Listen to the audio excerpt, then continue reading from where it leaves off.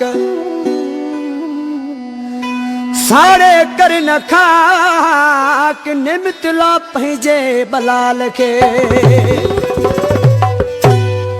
कई एडो जुल्म तू चो तो डई दिल तू खसे न मूका कुछ सोच मुझे बारे में रब के मंजूर सुन मूका कोई मुझो छा थींदो मुखे कर न धार मुझो हाथ जी पवंदो कंदे जो यार मुझो हाथ जी पवंदो कई एडो जुल्म तू चो तो डई दिल तू खसे न मूका कुछ सोच मुझे बारे में रब के मंजूर सुन मूका कोई मुझो छा थींदो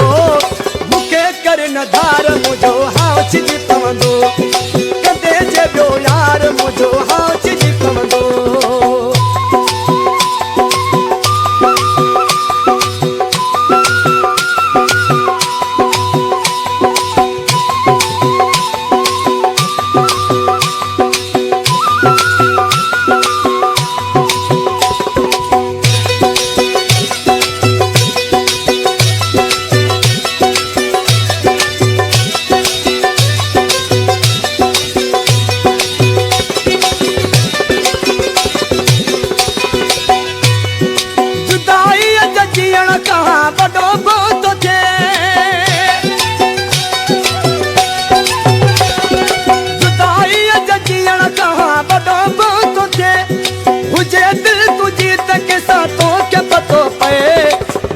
छिन न प्यार मुझो हाथ जी पवंदो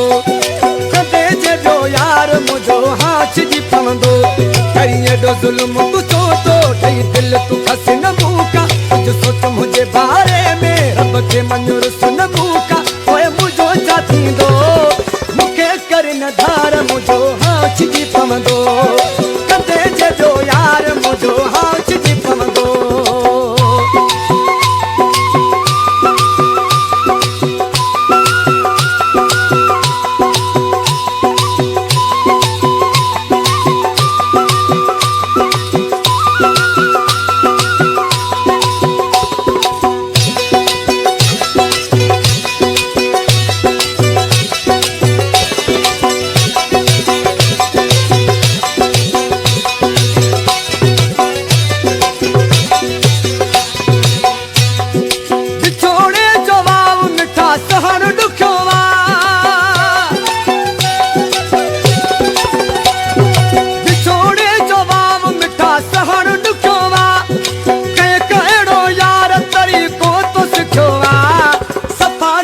बार मुझो हाथ जी पवंदो कंदे जो यार मुझो हाथ जी पवंदो करी एडो जुल्म तू चो तो डई दिल तू खसे न मूका कुछ सोच मुझे बारे में रब के मंजूर सुन मूका ओए मुझो छा थींदो मुखे कर न धार मुझो हाथ जी पवंदो कंदे जो यार मुझो हाथ जी पवंदो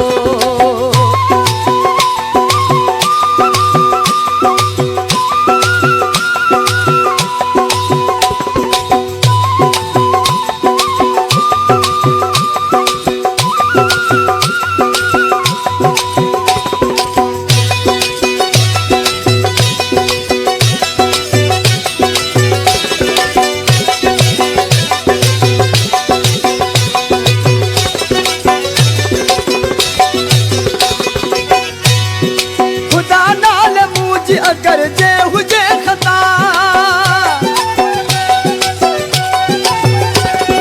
खुदा नाल मुझी अगर जे हुजे खता तिवणे हुसन बस के सकर गाल तू सफा दिल दो ही संसार मुझो हाथ जी पवंदो कंदे जो यार मुझो हाथ जी पवंदो करी एडो जुल्म तू चो तो डई दिल तू खसे न मूका कुछ सोच मुझे बारे में रब के मंजूर सुन मूका ओए मुझो छा थींदो मुखे कर न धार मुझो हाथ जी पवंदो कंदे जो यार मुझो हाथ जी पवंदो कंदे जो यार मुझो हाथ जी पवंदो कंदे जो यार मुझो हाथ जी पवंदो राइटर फाजिल समेदो 0300 313 4972 प्लीज़ हमारे चैनल को सब्सक्राइब करें और बेल आइकन को दबाएं। प्लीज़ हमारे YouTube चैनल को सब्सक्राइब करें और बेल आइकन के बटन को दबा दें।